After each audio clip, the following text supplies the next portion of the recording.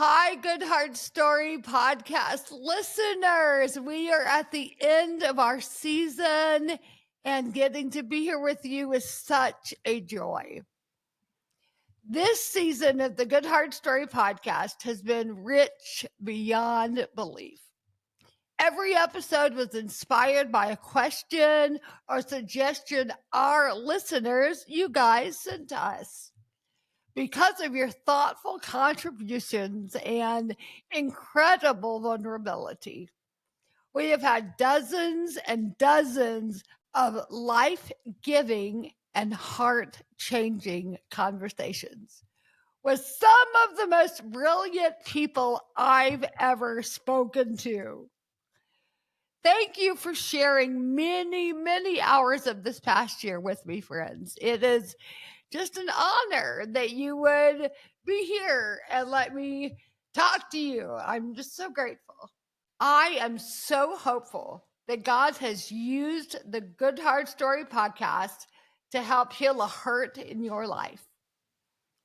So many of these episodes have been a balm to my own soul, and I don't want to forget all the goodness that I found here.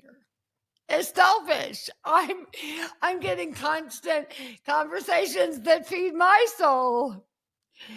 Today, I'm rounding up my 10 favorite takeaways from the season. And mind you, I said takeaways because these aren't even necessarily my favorite episodes. I would have a very hard time choosing my favorite episodes. So these are some with just clear, succinct takeaways that I'm really hopeful you can remember and incorporate into your own GoodHard story. I plan to preach these truths to myself when I need them most. I hope you can do the same.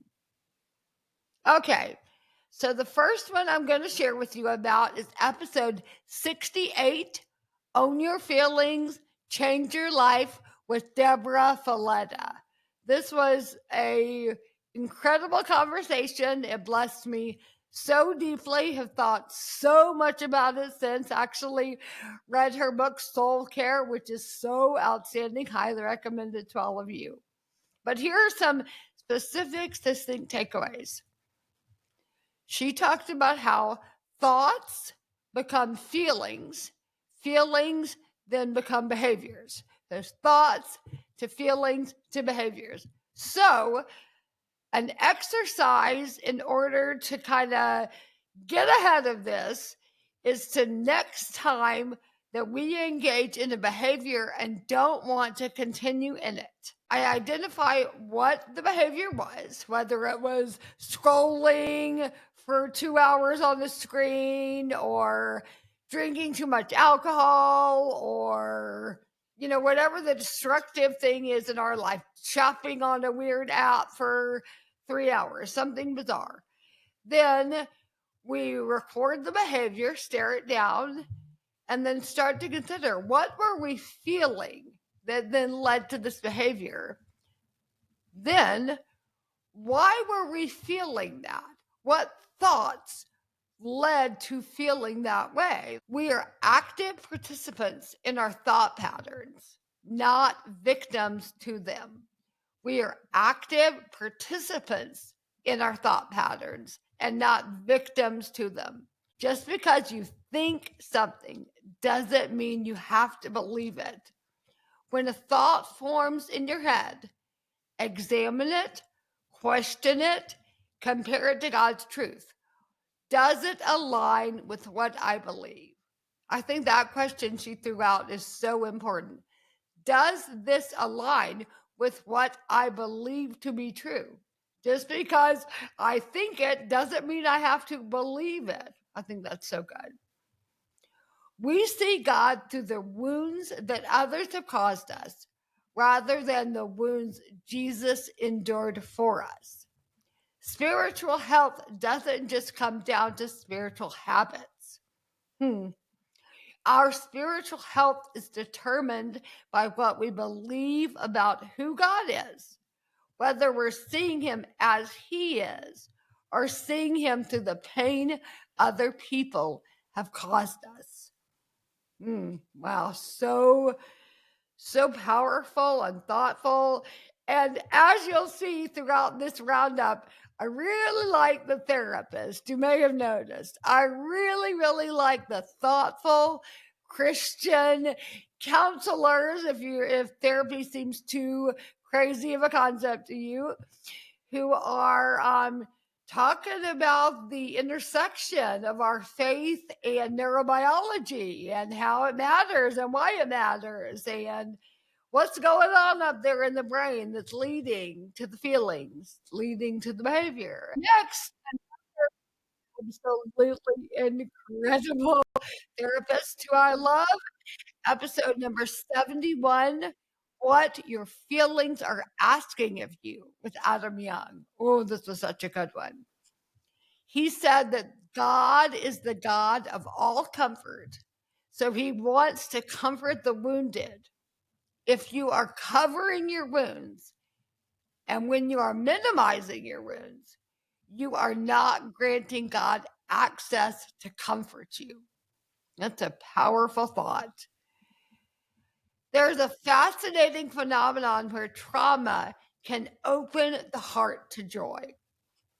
What the kingdom of evil means for harm, God intends for good. We can experience an enlarged heart when we suffer well. I see this to be true in my own life, and I love that he said. I'm going to say it again. We can experience an enlarged heart when we suffer well. Our capacity to carry deep sadness and deep joy increases. Just because God makes good from trauma, in no way does that mean that trauma is good. I love that. Adam told this beautiful story about how his wife had given him this example of, for some who feel like their pain is too, unworthy of dealing with, it's just nothing compared to hers.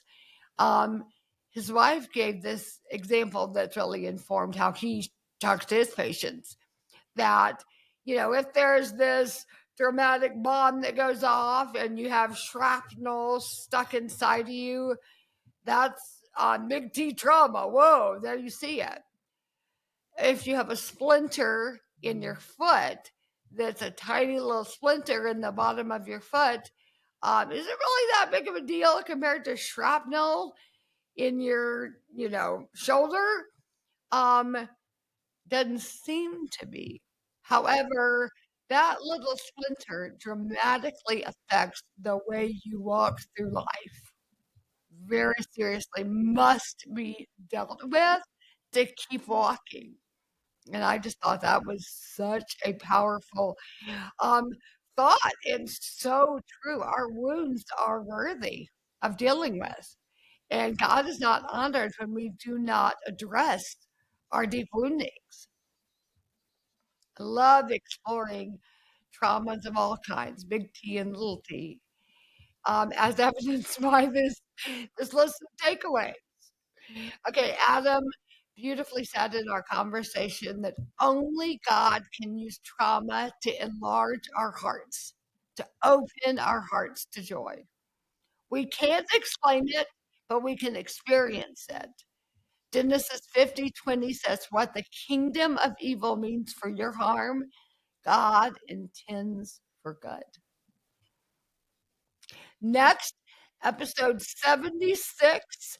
This was a solo episode with yours truly, entitled 5 Ways to Start Believing You Are Worthy of Care. Okay, if you are on this earth with breath in your lungs, you are deeply worthy of receiving care for your whole life. Hard stop. God has called you to this specific intersection of time and space. Therefore, he sees you worthy of taking up just that, both time and space.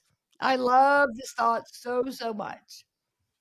I finally woke up to the reality that if I should have died after my stroke, I woke up to this reality that if I should have died, I would have died, but I did not die.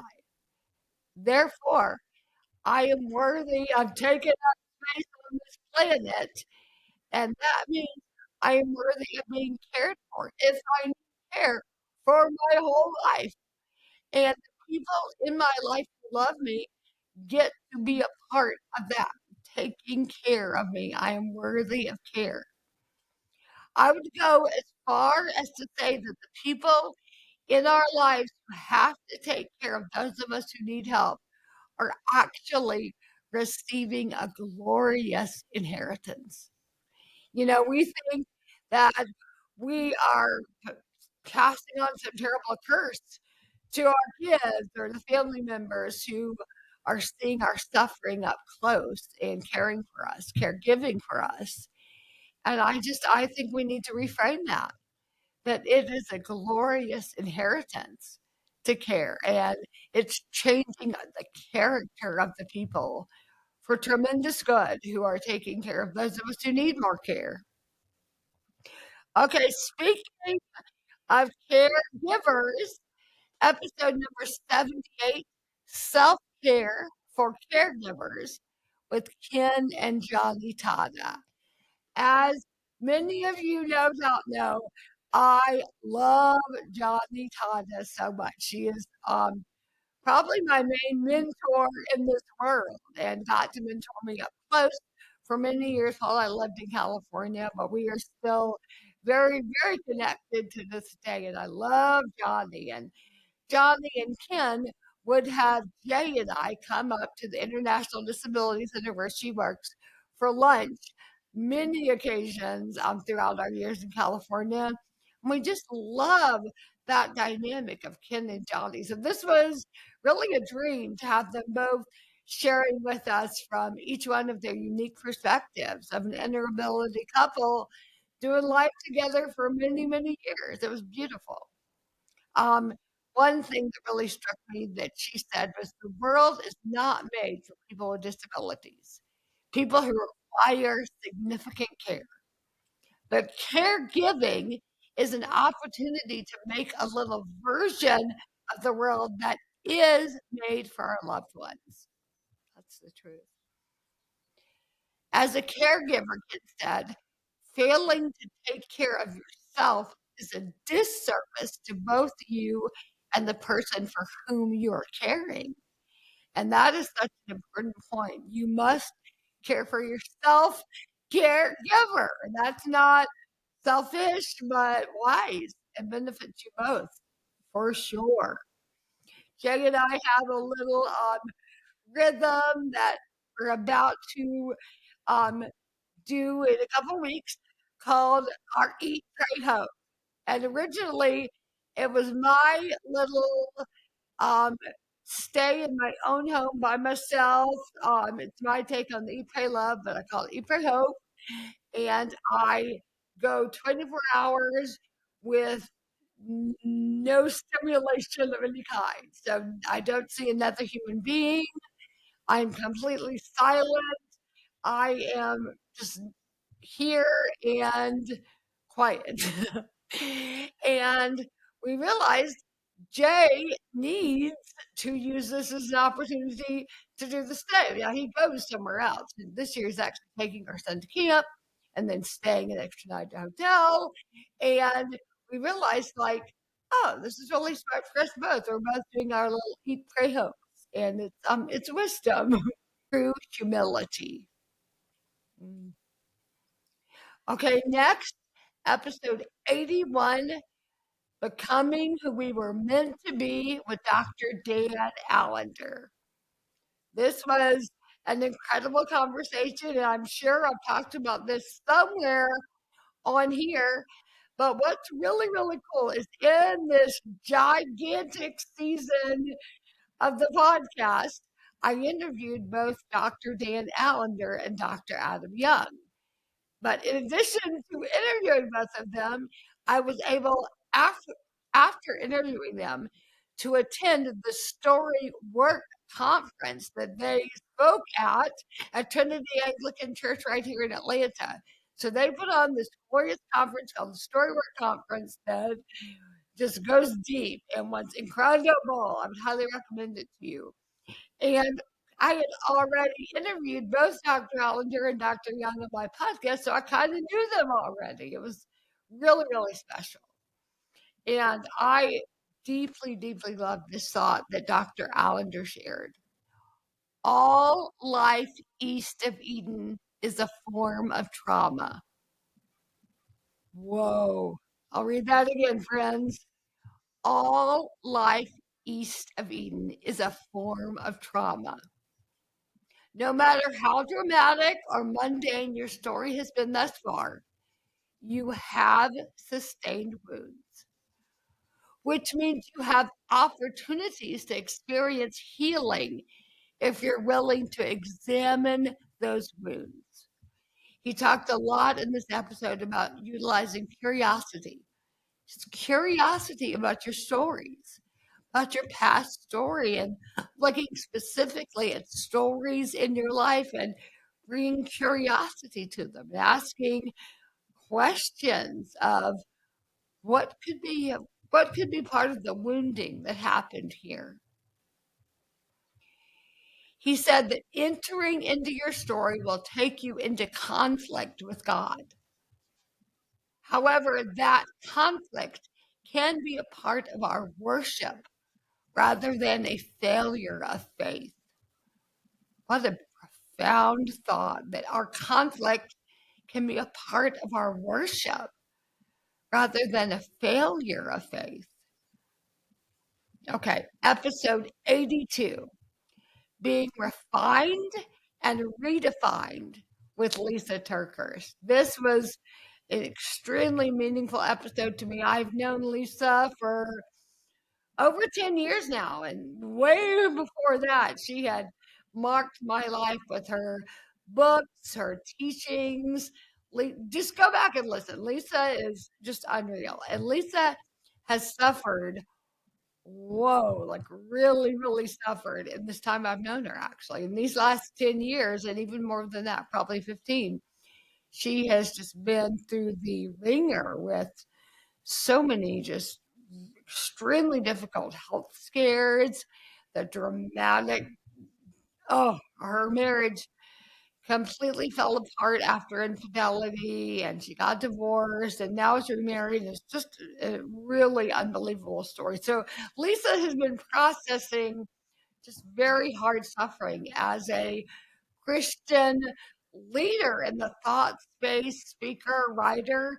So it's been really, really cool to track with her. And one of the things she said that struck me most deeply was that the thing that prepared me for my most effective ministry is the very thing I kind of wish I would have never walked through.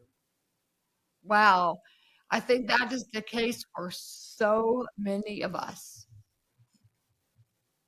She went on to say that God didn't save me from something, He saved me for something. And I find that nugget so cool to think about.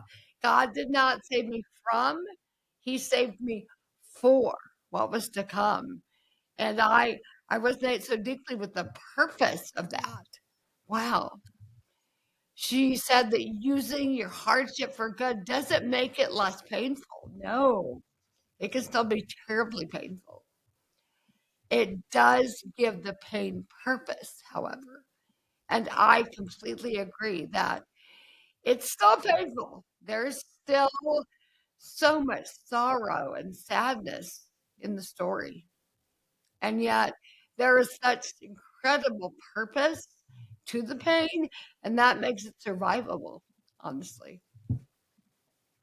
Okay, episode 85. This was one of my very favorite episodes, and I love the takeaways that I'm going to share with you. Episode 85, My New Way of Understanding Beauty with Brooke Hensley.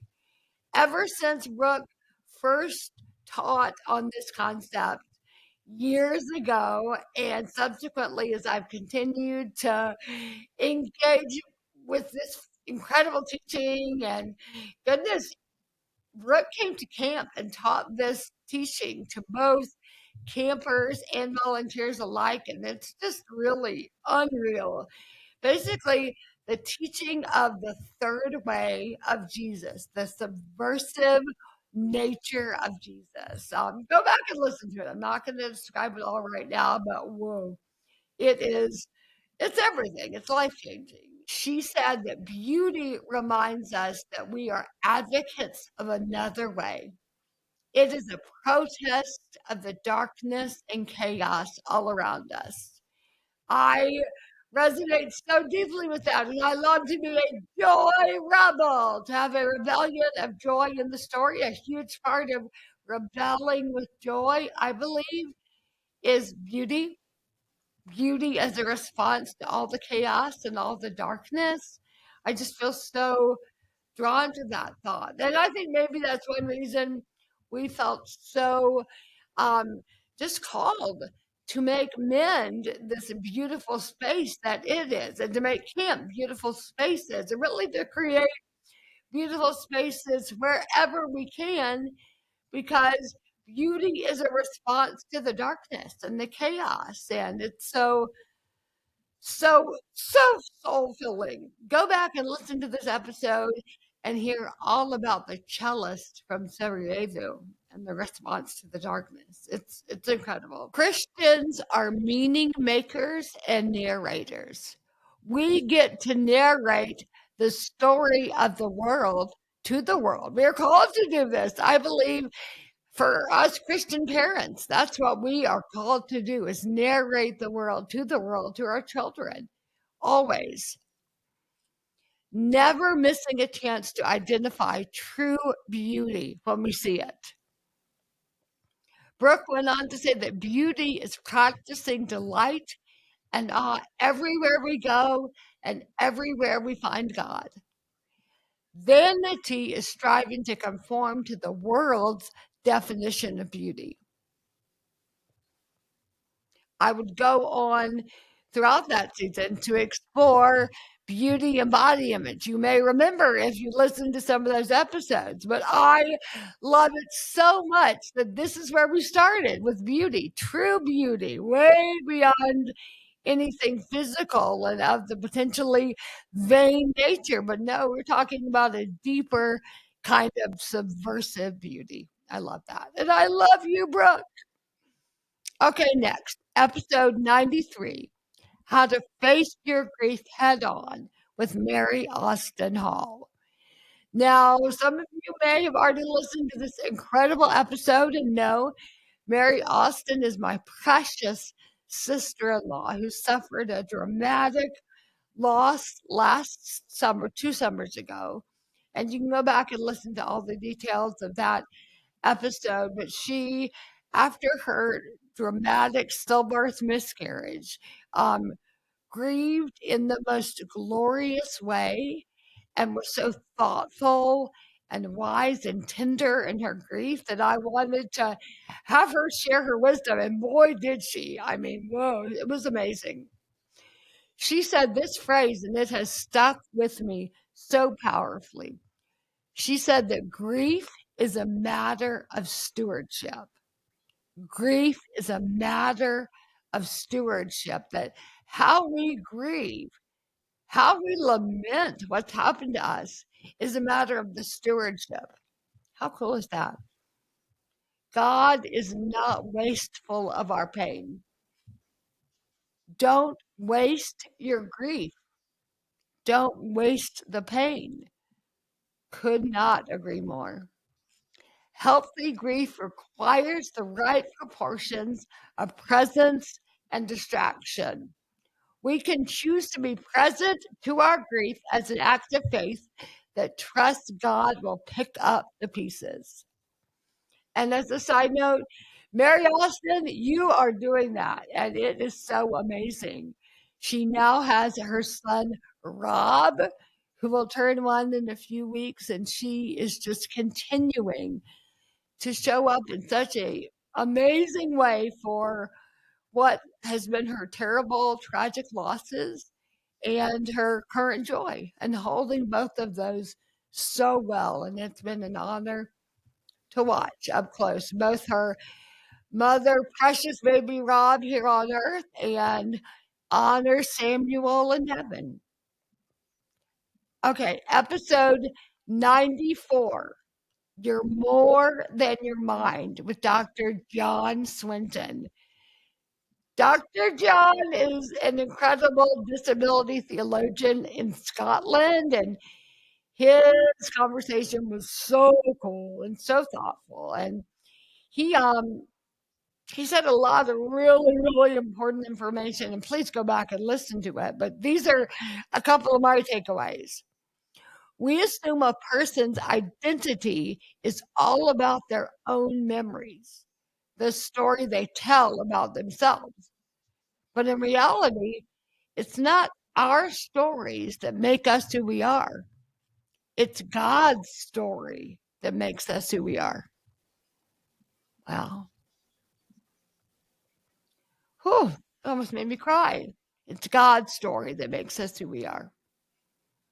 He also talks about the importance of going slow through life, finding time for one another in our crazy world where we're just too busy, and actually slowing down, finding time, being in proximity with each other, that is truly love.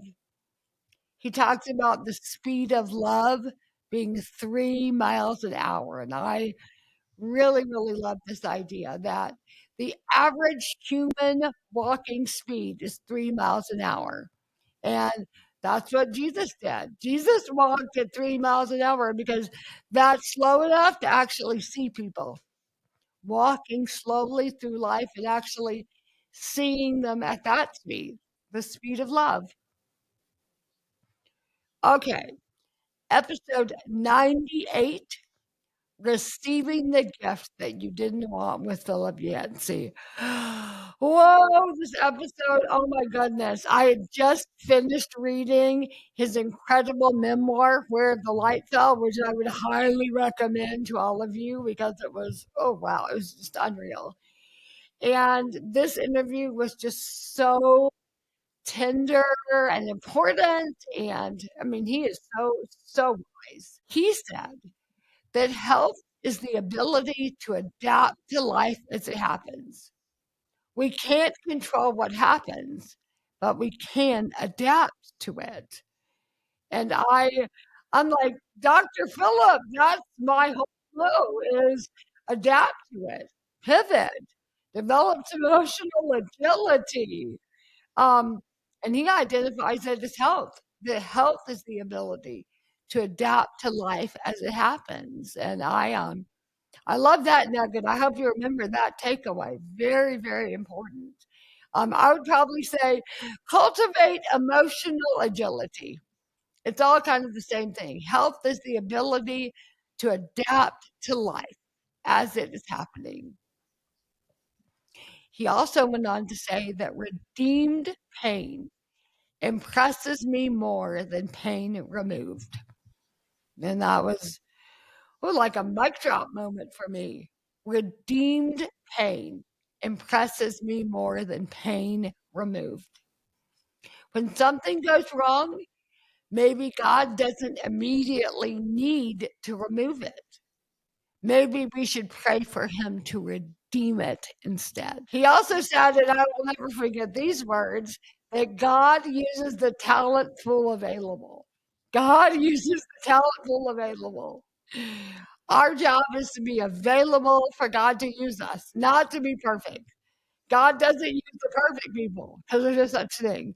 He uses the talent pool available, including you and me. Friends, the Good Hard Story Podcast will be taking a much needed summer break after many, many episodes in this incredible season. But listen, we're already planning the most glorious lineup for season 5. We'll see you with all new conversations in September. But our catalog of over 100 episodes is always available in your favorite podcast app. So if you get real bored this summer, just put on the podcast and play some episodes. I do that once in a while and binge a season of something I wanted to learn about. And it's kind of fun, perfect for a beach vacay when you're kind of vegging out and listening to a podcast you want to hear. And guys, as you may know, we will be at camp for much of this summer, having some really important, good, hard story conversations with a lot of good, hard survivors in this world.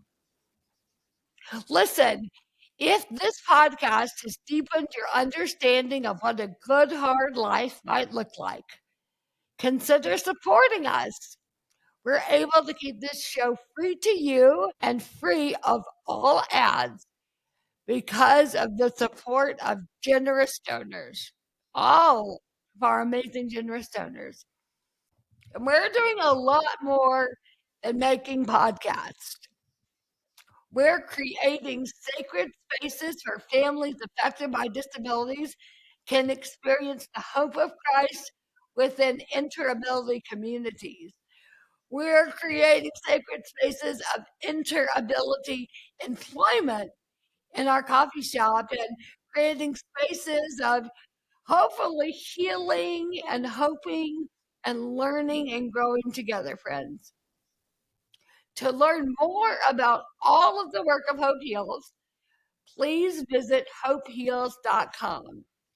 Feel free while you're there to make a donation or go directly to hopeheals.com/give and consider funding this glorious work we are just called to. We are so, so grateful to do this with our lives. It is a joy, but it does require finances to make it all happen. So thank you for your generosity. Many of you amazing listeners are faithful donors, generously giving and pouring it out. And always, you're volunteering at our camp. You're volunteering to be a Hope Heals Hangout person. You are doing all the things with us, and we are forever, forever grateful to you.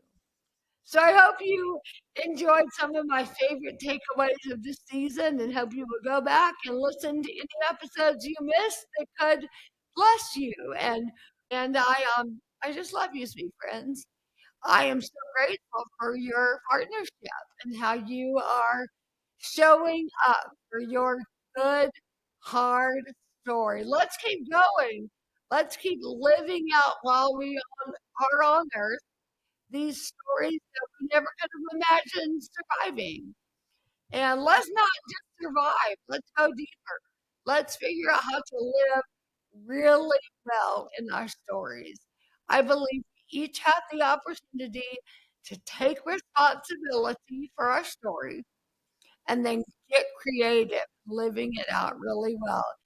Galatians 6:4-5 says that you should make careful exploration of who you are and the work that you've been given and sink yourself into that. Don't be impressed with yourself. Don't compare yourself with others. Each of you must take responsibility for doing the creative best you can with your own life. Mwah!